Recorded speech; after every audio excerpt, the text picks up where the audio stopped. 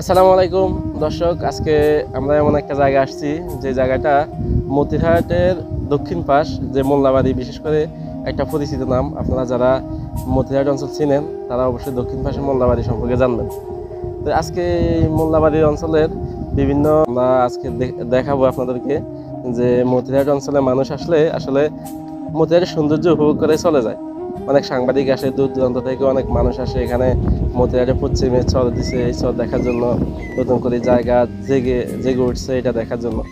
আসলে এখানে চর জায়গার পিছনে কিছু কারণ আছে, হয়তো এই কারণগুলো অনেকেই জানান না। তো নদীতে চর এমনি এমনি ওঠে না, এক অঞ্চল ভেঙে আরেক অঞ্চল ঘরে, এই তো নদীর খেলা একটা কথা আছে না। তা আমাদেরও সেম অবস্থা। মতিরহাট অঞ্চলের দক্ষিণ পাশ এমন পরিমাণ ভাঙে যে ভাঙার কারণে ওই মাটিগুলা মতিরহাটের পশ্চিম যে দিকে আছে চর উঠছে, ওই চরে গিয়ে আস্তে আস্তে ওইদিকে মাটিগুলা বাড়ার কারণে আজকে চর জাগে, নতুন নতুন জায়গা জাগে। তো মতিরহাটের যে দক্ষিণ পাশে যে মোল্লাবাড়ি অঞ্চলের যে অবস্থা, এরপরও অনেক বাড়িঘর ছিল। আজকে ওই বাড়িঘর আপনারা দেখতে পাচ্ছেন যে কি পরিমাণ ভাঙে, এখানে ভাঙার কোনো শেষ নাই। এত পরিমাণ ভাঙে, মানুষের কবরস্থান, বাসস্থান কোনো কিচ্ছু নাই এখানে। মানুষের যে জীবনযাত্রার মান ছিল কত ভালো ছিল, কত উন্নত ছিল। এখানে হাজার হাজার পরিবার বসবাস করতে, আজকে এই অঞ্চলটা একদম বিলীন হয়ে গেছে নদীতে। প্রবল জোয়ারের কারণে এবং কি নদীর যে প্রবল গ্রাস আমাদের অঞ্চলকে গ্রাস করে ফেলছে।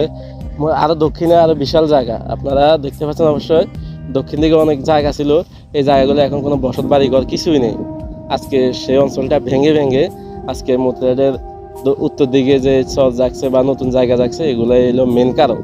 তো আসলে আমরা আনন্দে উপভোগ করি মতিরহাট অঞ্চলের, এই আনন্দ উপভোগ করার পিছনে উত্তরাংশে আনন্দ উপভোগ, কিন্তু দক্ষিণাংশ মানুষের কত কষ্ট, কত রাহা জানে। তাদের নিজের বসত বাড়িঘর, নিজের ফসল জমানো যে জমি ছিল, আজকে ওই জমিগুলো নদীর মধ্যে বিলীন হয়ে যাচ্ছে। তা আমাদের এই হলো কষ্টের জিনিসগুলো, এগুলো হয়তো কোথায় কোনো প্রকাশও পায় না, কোনো সাংবাদিক বা কেউ এগুলো প্রচারও করে না। আজকে আমরা যেটা আপনাদেরকে দেখাইছি, অবশ্যই এগুলা যদি ঊর্ধ্বতন কর্মকর্তা কারো হাতে যদি যায়, তাহলে অবশ্যই মতিরহাটের দক্ষিণ পাশে যে ভেরিবারটা হওয়ার কথা ছিল এখনো পর্যন্ত সেটা হয় না। অতি দ্রুত যদি এটা হয় তাহলে এই অঞ্চলের মানুষ অন্তত দুমুঠো ভাত খাইতে পারতো, এবং কি জেলেরা যে হাজার হাজার এখানে জেলেরা আছে নদীতে কাজ করে, তাদের বসত বাড়ি যদি না থাকে, এই জেলেরা এখানে গিয়ে থেকে বা নদীতে কিভাবে মাছ ধরবে আমার মাথায় আসে না। বা আস্তে আস্তে তাদের এই কর্মক্ষেত্রকে ছেড়ে তারা বিভিন্ন দিকে চলে যেতে হচ্ছে, একমাত্র এই নদী ভাঙার কারণে। এই নদী ভাঙা থেকে আমরা রোধ চাই।